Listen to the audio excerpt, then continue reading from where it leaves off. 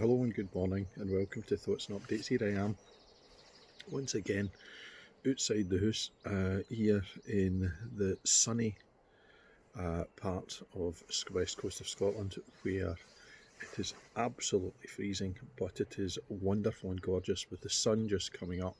You can see the shine of it just behind me, but there it is in all its glory, making itself known. It's been another week in lockdown, another week here, as we are beginning now to see a little bit of the shine on what the government has been doing being questioned by people, quite rightly so, because other countries have taken a view of this crisis in a very, very different way, shut the borders, stopped people coming in and out. We've not done that. Followed through testing, got hold of people and followed them through. I've noted this morning that a former student of mine, Jane Brown, who's over in Bavaria, she had contact with a student who contracted COVID-19, and even though it was 10 days beforehand, she was contacted by the authorities and told to self-isolate, rather than it becoming an individual thing, that if you think, then you will.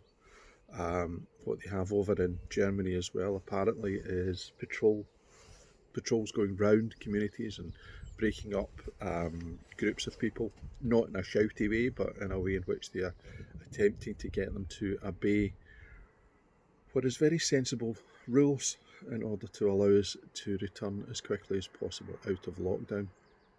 It's a difficult week, particularly for our kids in care. We've got 30 odd kids at Inspire Scotland who have not been away on trips like they would normally be, or been at school like they would normally be.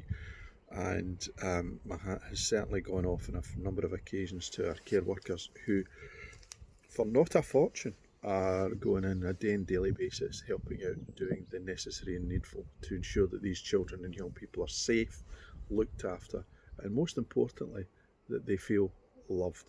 So, tough week. It's not that tough when you're being asked to do something which involves not a lot, but it can be mentally quite tiring and mentally quite straining. So a number of people I know have struggled particularly with that aspect of it all. It's something I think as well that one of my writer pals put on Facebook. All the people who said, if only I had time, I'd write that novel. I wonder how many are actually writing it now that have got the opportunity to do so and will take it. I certainly have found a wee spurt in terms of writing, which has allowed me to go back and identify what kind of things I've been looking at to do and to develop in the sort of creative aspect of my own writing, rather than writing to what I see at times as being a kind of formula that I've decided. For example, with Talking Boys, I have stuck up my first full stop article I've put out for a while. I used to do something which had it was one article in various sections, taking an alliterative heading which ran for 4 sections. One of which was full stop, was just a reflection on a particular thing that was happening in boxing at the time. And I had been working for a wee while on something called something to do with cut men, particularly after Tyson Fury had fought Otto Wallin and ended up with a massive cut in his head, and looking at how we look at these servants of the boxing industry, but also people, much like care workers and so on, tend to be ignored in times when all's going well and they just happen to be there, and often they will be questioned why you actually need them until a time of crisis comes along and, oh my gosh, they're the best thing ever. And it was the death of Greenock man Benny King last year that brought me to start to consider their importance within the industry. I also put out last week an Unsung Hero, which is a piece that I try to do as regularly as possible about journeyman boxers who are 100, 150, 200 fights into their career, 90 odd % of which are lost. And again, what people tend to do is to look at these guys and see them as being losers, which they're not at all. They're a vital part of the boxing industry. The sport could not manage to do what it does without them. In terms of football, I found a farcical spurt, which is a bit like a parliamentary sketch writer, looking at what's going on in Scottish football. You know, the only thing that's missing in Scottish football at the moment is a Trump-like figure in charge. I don't think Neil Doncaster is quite that person, but the word here is quite. It's been absurd, odd, weird. So this week I've chucked three brothers in a Dundee pub, talking about trying to get them out at the big house. The three brothers, one from Glasgow at the West End, one from Dundee and one from Inverness. Those that know the story will be able to identify what I was having a dig at, and yes, I am very much having a dig at them, because the story is one of those things that just keeps on giving. It's a thing which, you know, once you start, you go, surely it can get on. No, it could get worse. And on it goes. I also stuck up my latest blog in Fringe Review about the Fringe for this summer being off, and a plea to those people who would support theatre to continue to support theatre in some particular way. It's massively important. So that has been ongoing, and it's creativity, I think, which will sustain not just me but other people during this time. I think it's vastly important that people do get an opportunity to do things that they wouldn't normally consider doing, simply because now is a great time to sit, reflect, consider and plan, ready for the time in which they go, on you go, you can go now, and that would allow people to put those plans into effect. For me, and for us here, we are out of lockdown on Wednesday morning, although Kira has to stay in lockdown for a further week. She has had what we believe is a moderate case of COVID-19. We certainly think that there's a massive possibility that both Leela and Lorna have had it as well.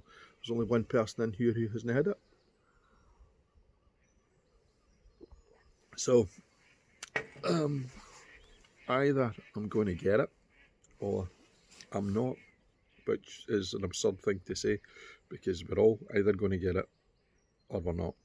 And as it stands at the moment, I'm not. It's